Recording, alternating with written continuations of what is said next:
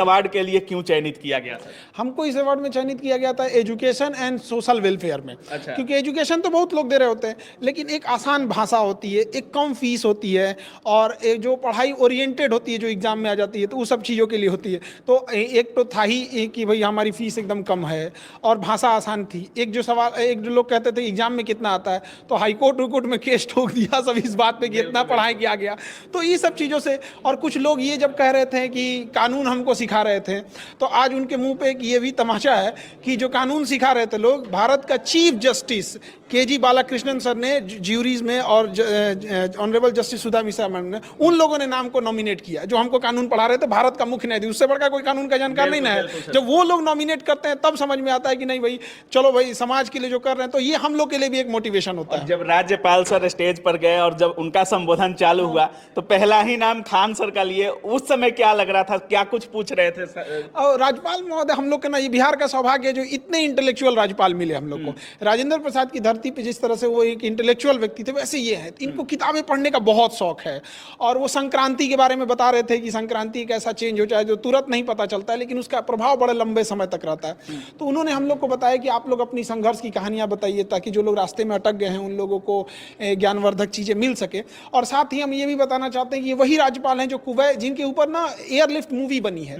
इन्होंने ही कुवैत में 80,000 लोग जो फंसे हुए थे, उन्हें युद्ध के माहौल से वापस लेके आए थे। और ये बहुत दिले, मतलब एक बोल्ड होते हैं ना, साहबानों केस जब चल रहा था तो मंत्री पद पे थे, इस्तीफा दे दिए क्योंकि सुप्रीम कोर्ट का फैसला क्यों पलटा गया। उस समय राजीव गांधी प्रधानमंत्री होते थे। तो ये सब चीजें बड़ा खुशी होती है, सब चीजों जब आप स्टेज पर गए सर, तो राज्यपाल सर से आपकी काफी देर तक बात हुई, बाकी लोग भी गए, लेकिन आपके वो कुछ ज्यादा समय भी आप लिए राज्यपाल सर के साथ, क्या कुछ बात हो रही थी सर से? अब वहाँ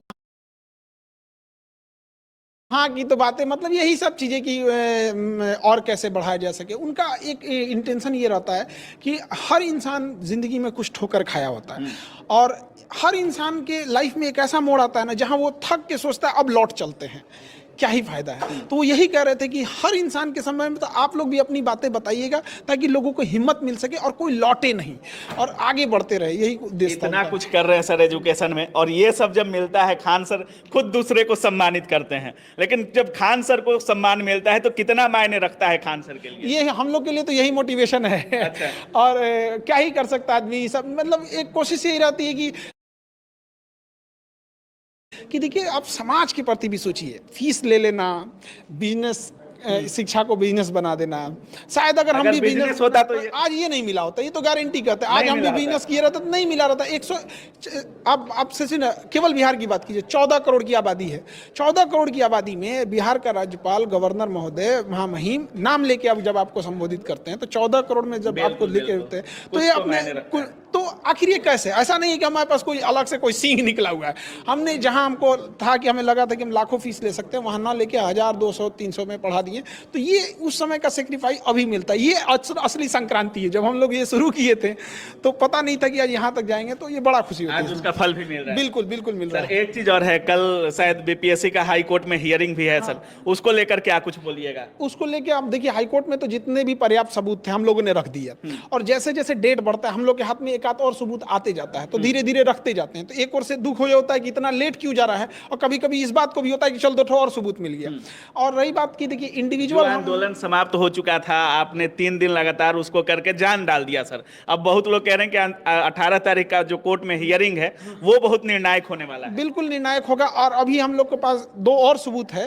अरेराज जगह है, वहां हम 2 रोल नंबर बताएंगे आपको, और वो रोल नंबर हम लोग आपको पहले ना बता के, क्योंकि कुछ ऐसे भी कोर्ट में पेश होगा। सीधा कोर्ट। कुछ चहेते पत्रकार बीपीएससी के ऐसे हैं ना, वो प्रोवोक करते हैं कि आप सबूत को पब्लिकली बता दीजिए। आप पब्लिकली बता देंगे, वो जाके उसको बीपीएससी को बता देगा, बीपीएससी उसका पूरी टीम बैठा के उसका कोई काट रख देगा, उसके पास पूरा तंत्र है। तो हम लोग इसको 2 जो अरे राज्य वाला सबूत है, 2 रोल नंबर है जिनको ऐसा मतलब बच्चों ने हमें बताया। जो खान सर से जो लोग बोल रहे थे सबूत क्या है, सबूत क्या है, वो कल कोर्ट में दिख जाएगा। वो कोर्ट में जाके देखेंगे। ये छोटा सब हमसे नहीं मांग रही, जान रहा है ऐसे कि मांग के सबूत देगा सब बीपीएससी वालों को। ये जब हम लोग 3 दिन प्रोटेस्ट कर रहे थे, तो ये छोटा सब दिखा सब वहां पे जो इसे बात कर रहा है। तो ऐसे हम सारे विद्यार्थियों को भी समझने की जरूरत है, कौन आपके साथ है, कौन आपके पीठ में खंजर भोंकना चाहता है। सर, बिहार चेंजिंग अवार्ड मिला है आपको। चेंजिंग ऑफ बिहार करके, बिहार को कुछ और बदलने के लिए क्या कुछ जरूरी है?